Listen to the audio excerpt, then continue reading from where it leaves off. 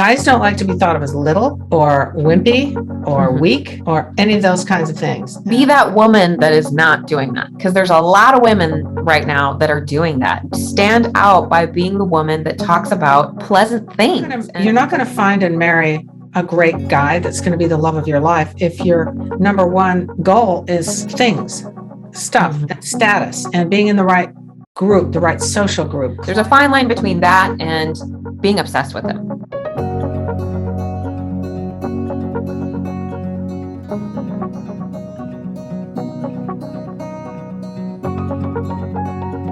Hello everyone, welcome back to the Fascinating Womanhood channel. On our channel, we talk about everything that has to do with developing femininity and building strong, long-lasting, loving relationships. I'm Sherry Lynn, and I'm here with my mom, Dixie Andelin Forsyth. Hi. Hi. So today we are talking mostly to the single ladies out there. We are talking about why he might not notice you. So what does that mean? Well, none of us either wants to have him not notice us at all, or maybe have a negative impact. He might have a bad first impression. Yeah, you're either invisible or he noticed you and he didn't like what he saw and he's moving on. That's what that's what this is about. You don't want either one. We don't want either one of those. We're going to go through a list today that is in Dixie's workbook, Fascinating Womanhood for the Timeless Woman's Workbook. We're going to go through it. If you have it at home, you can definitely follow along. We're going to just elaborate a little bit on all these points and discuss them because we have a lot of ladies asking us questions about this. This is a tricky subject because a lot of these things you need to see them, and it's different when you're reading about them than when you're doing them. So we're going to discuss this today. For those of you that don't know, Dixie is currently writing a singles book, Fascinating Womanhood for the Single Woman, and she's working on that. So this video today is in a way part of that process of writing that video. A lot of this information will be included in your book. So we're just going to dive in. Number one,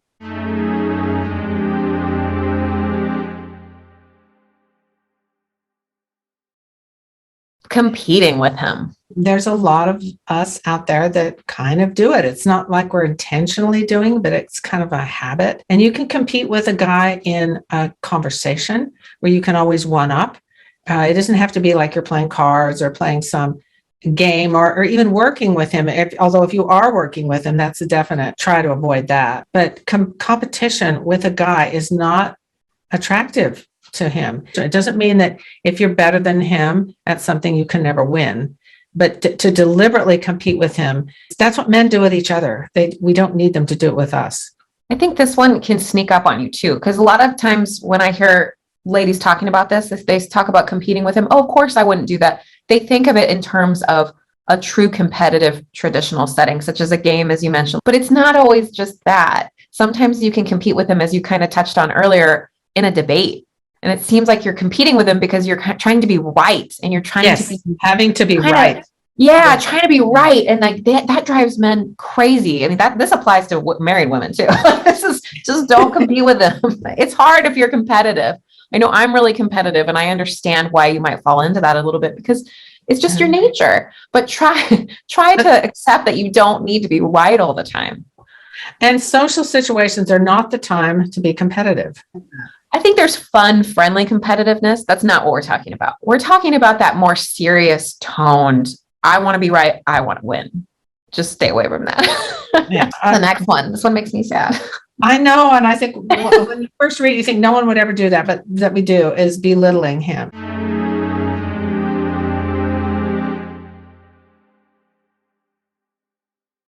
And sometimes it's done like I was just kidding.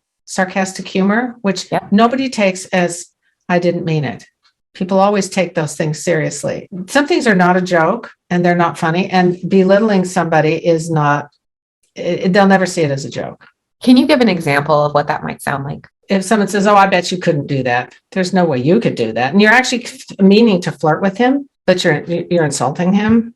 It's not going to go well. Yeah. I like what you just said about flirting, because I think that can be confused, that you are flirting with him by kind of messing with him. But that's not the best way to flirt with him, because he's just going to take it as, oh, I'm not good enough, or, oh, she thinks that I'm inferior. Well, and that includes things like telling him he's short, telling him he's heavy, or anything that is putting him down, laughing about something, the size of how he has little feet, or anything. Guys don't like to be thought of as little or wimpy or weak or any of those kinds of things. You know, if he spills his food, or if he has bad manners, maybe he smacks when he eats or something like that, and you can comment on that, that's belittling too. Yeah. Ooh, the next one. Complaining.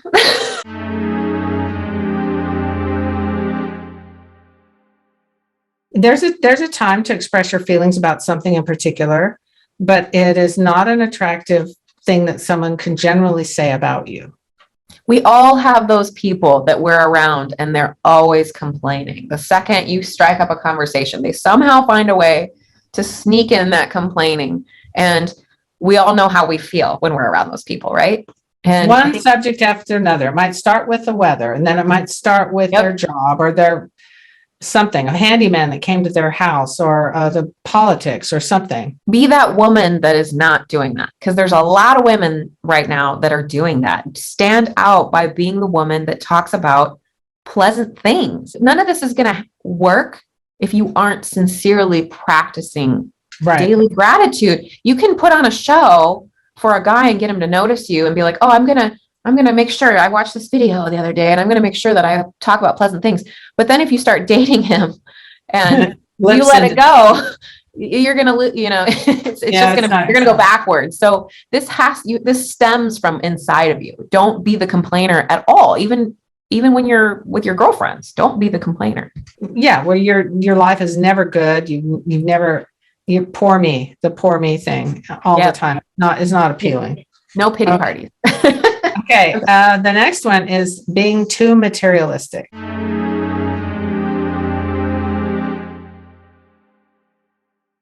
The thing that comes to mind there is where you kind of put people down who don't drive the Mercedes or don't wear designer clothes, and you make it known that you look down on people who don't have what you consider the appropriate high class, quote unquote, stuff. That being materialistic is not attractive really to anyone. It's shallow, and none of us wants to be that.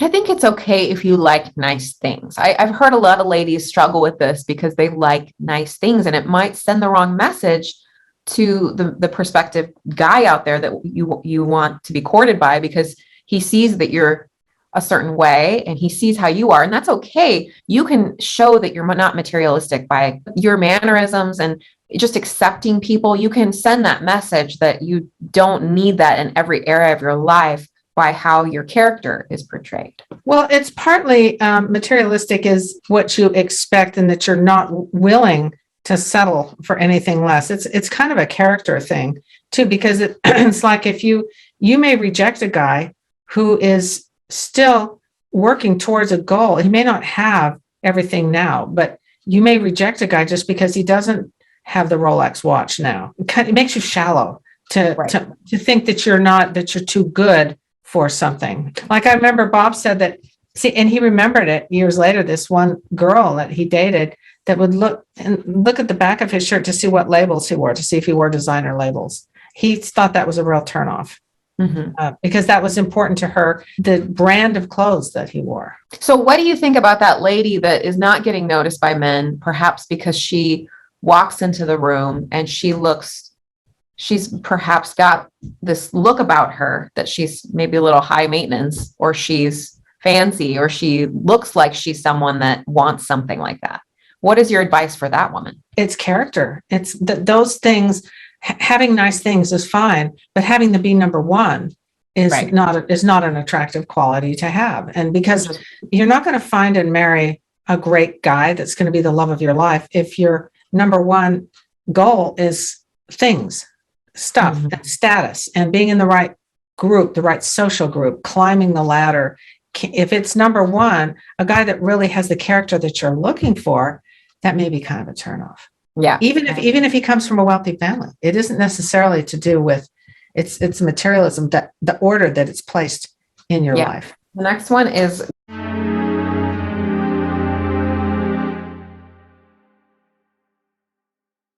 gossiping about him or others.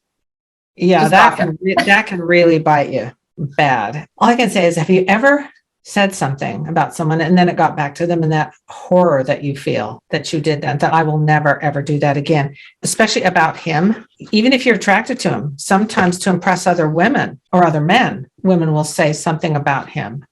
Or someone else. I think this just has to do with gossip in general, because if you fall, and us ladies, we fall into this trap of gossip because we're so verbal and we like to talk about relationships. We like to talk about people. We like to talk about what's going on with this person, what's going on with this girl, what's going on. These guys are having a baby. We like to talk about those things, which is great. But then when we fall into the gossip part of it, it just says negative things about our character. And if he sees you across the room, or if he's observing you gossiping about someone and you guys haven't even met yet, he might just turn and look the other way, because gossiping is just, he hears you say, did you see that hideous dress she wore? but and you know, I it's hard with, like I said, with us ladies, we fall into this. We're none of us are perfect, but try especially not to say negative things about people around you, because he's just going to be like, gosh, what's she going to say about me? And along with that is the next one, being catty about others and hoping he'll find you amusing.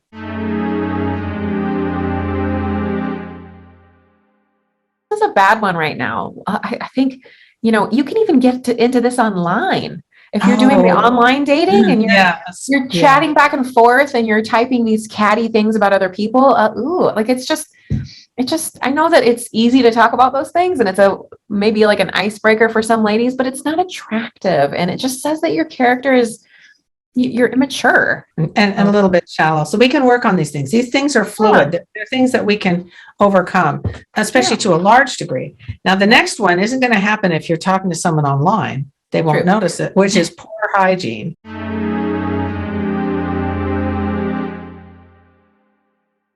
mean, they might see if you have greasy hair if you're video chatting with them, and you would think it would be a no-brainer, but sometimes even if you bathe regularly, you may not notice that you may have bad breath, which isn't.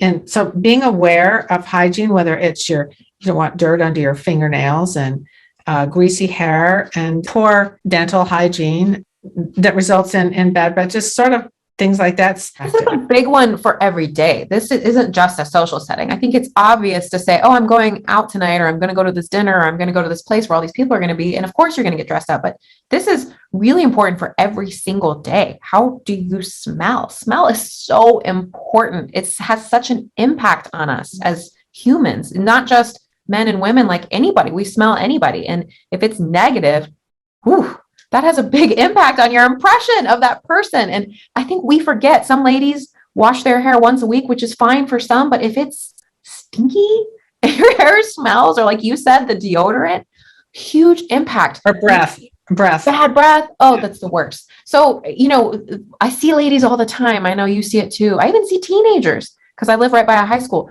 going to school, going out to the grocery store in pajamas. They look like they have not even touched their hair. There's no way that person has good hygiene.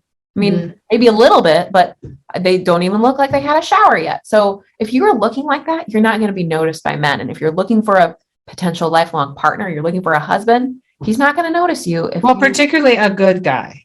You can probably get some kind of guys you may not want, but a guy with bad hygiene. Well, a guy that wants to use you, perhaps. Yeah. Something like that. So the next one is dressing in a skimpy or seductive way.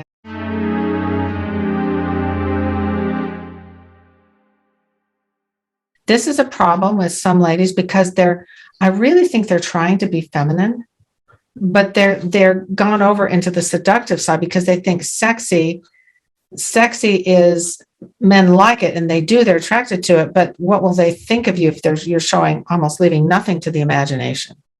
Right. This is really delicate. This is a delicate topic, and it can be different for everyone. If you are someone that is very, curvy and you have a lot of curves, you have a larger chest and you're wearing low cut things, it's totally different on you than it is on the girl over here that doesn't have as much. So you have to dress for your body, and showing too much skin has to do with your body and how short you are, how tall you are.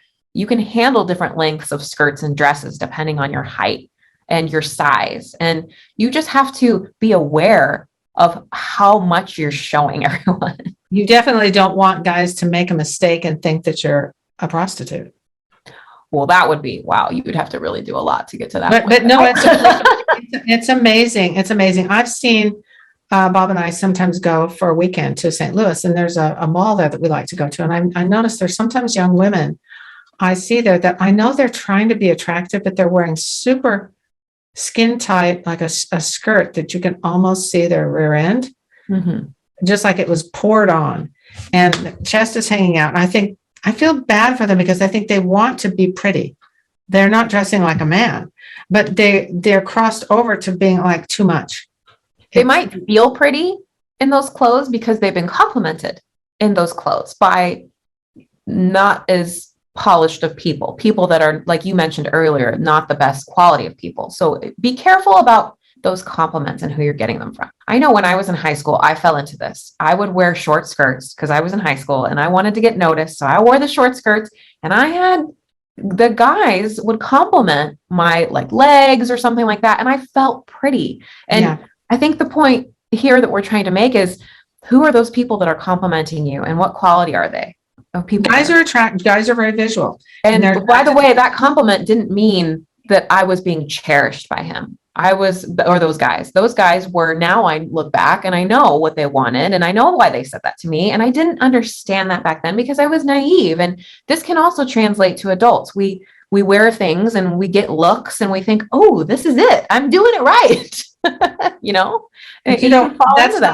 That's not the kind you want. And you want to be attractive, but you also want to be respected. And you want not to just to be someone to be just attracted to you for your physical body.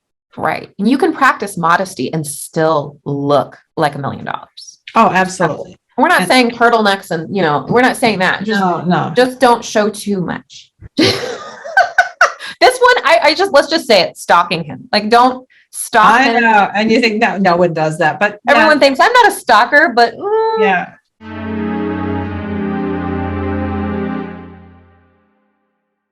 Have you had some staring at him everywhere he looks? There you are, staring.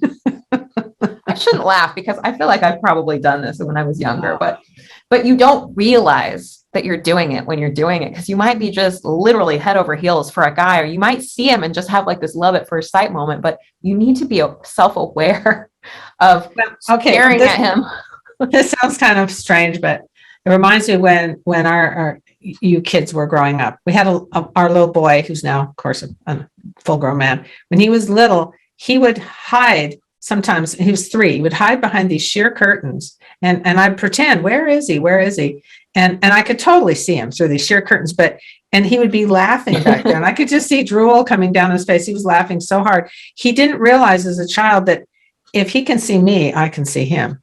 Right. So sometimes as adults we can fall into that. We think if we're kind of always there, if he can see you, if you can see him, he can also see you and see that you're always there. There's a fine line between giving him eye contact, which we want to do. We want to give him eye contact. We want to let him know that we're interested if we're interested. There's a fine line between that and being obsessed with him. You don't want to show him that you're obsessed with him, especially if you've just met him.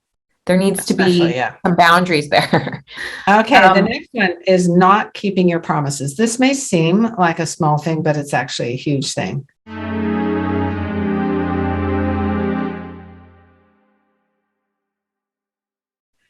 Because any long-term relationship that you might have in the future absolutely depends on trust. Trust is a basic. And if you say you're going to do something, like say you're going to be somewhere at a certain time, if you can't, you can, now we live in an age of cell phones, you can text or call for something legitimate, but don't just habitually not do what you say. Don't be flaky. And I think about this with online dating too. If you have a time where you chat online or you say, I'll email you tomorrow, and then you don't, some women might think, oh, I'm playing hard to get. Well, that's a game. Don't play games and don't be flaky. He will not be interested in moving forward.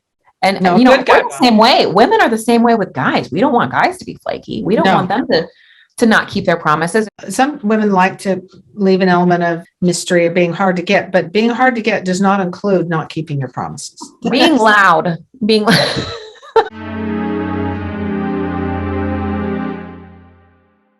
Some of us, I feel bad. Some of us ladies, we're naturally a little bit more loud, and you have to kind of work on this. You have to just be self-aware. Woo! I talk? What's the big idea? Am I dumb or something? If you're in a group of people and somebody recorded it and your voice is always the loud, you can always pick out, you can tell when so-and-so's there because they're the loudest voice. That's not a great quality. You can control your tone. We did a video on tone, and I think if you want to improve upon this, that video goes deep into this. It's like tone, also your laugh.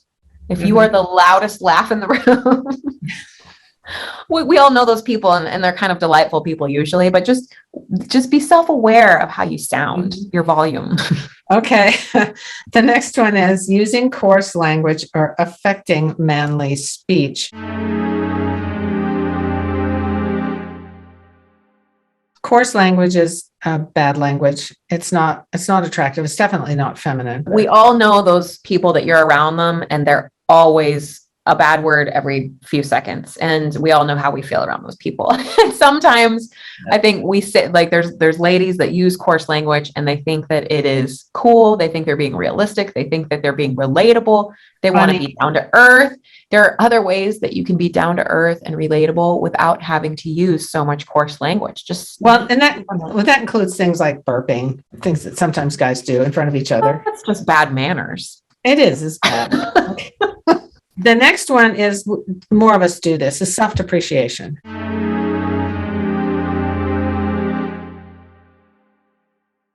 Where you put yourself down all the time. It doesn't make you seem humble. It just makes it seem like you have poor self-esteem. I think it's one thing to kind of make fun of yourself in a charming way, and it's another to literally be tearing yourself down brick by brick all the time. Sometimes we think that comes across as humble and that we're modest and humble, but it actually comes across most of the time that you just have poor self-esteem. You don't want to show a guy that you have poor self-esteem, especially when you're trying to make a good first impression. You don't want him to believe it. You don't want him to believe all those things.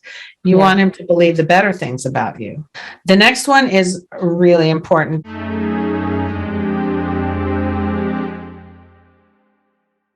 Don't lower your standards. It's very unattractive if you say, I would never do A, B, or C, and then you do it. You just kind of give up on it and do it. You're showing that you don't really have any solid standards. Like, I would never steal, and then you decide to steal something. This can be really tough if you really are really head over heels for this guy. And I can see it. You just saying, well, I can bend my rules for you. And he might take that as he might be flattered by it, but if it's a really, really big thing, you should stick to your. Well, even if it's something that some people consider minor, like say you tell him when you first meet him, I don't drink. Mm-hmm. And then the next time he says, you do. Come on. You say, well, okay. You've shown him that your standards are not really something that you actually believe in. They're negotiable. Wasn't that something that Grandpa loved about Grandma, is that she didn't go to movies on Sundays because it was she decided when she was young, just because she wanted to spend Sunday in more spiritual ways, she decided she wasn't going to go to movies on Sunday. When he saw that she didn't do that, even though he might have gone, he really respected that about her. He knew that she had standards that she would stick to, even if it was uncomfortable. Yeah. This could be a million different things. We just did a video on ladylike behavior, and we talked about self-discipline and how important it is when you're focusing on your ladylike behavior to keep your standards. And you can watch that video if you want to hear a little bit more about that topic. But I think this is a really, really big one, as you mentioned. I think it's worth kind of spending a little bit more time on. Being a person of character to a good man, it's very appealing. Now, if you happen to accidentally meet somebody who isn't of good character, you need to find that out. Too, keeping your standards could also be a benefit, because it could make him think, I'm not going to hang out with her. Right. Protect you. The next one is spilling his secrets. Now, what is the difference between this and gossip?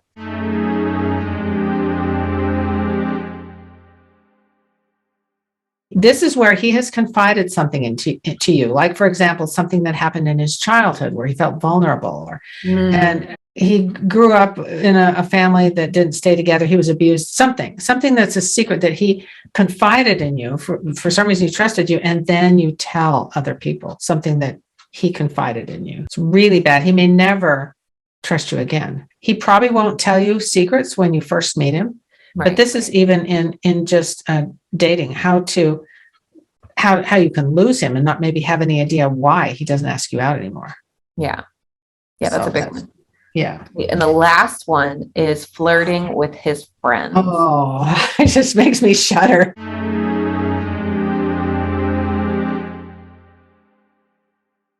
Sometimes ladies will do it to try and maybe get his attention or maybe make themselves seem more valuable to him. It doesn't usually end well. Makes you seem shallow. There's a fine line between being friendly and being approachable and warm with the people in his group and flirting. I think that can be really difficult. You have to be able to, know the tone of the room and the group. It's tricky because you don't want to be the ice lady, that doesn't, you don't want to be like that around his friends, but you want to be friendly. But each of us, I would know if I was flirty and you would know if you were flirty. So you would know yourself. Sometimes his friends might flirt with you and you might not pick up on it, but he picks up on it and you're not really responding in a way. I know this is kind of vague and it's hard to describe when you don't have a scenario, but I think it's just the message here is to just be aware of that relationship with the other guys. This happened to Bob and I when we were married, but it still applies if you're single. If you're with another couple, we were with another couple and he flirted with me every time we were with him. It was very uncomfortable. My problem is I didn't know how to respond to it. Right. And because I didn't basically tell him to drop dead, which would be very awkward because he was with his girlfriend, I just froze because I didn't know what to do.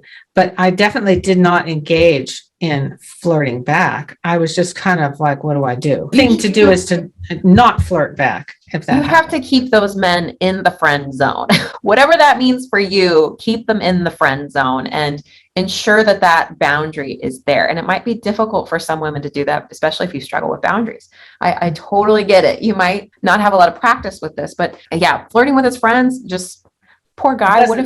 What if he's insecure? What if one of his friends is like the guy that always gets the girls and he sees you flirting with him and he thinks, oh boy, there he goes again.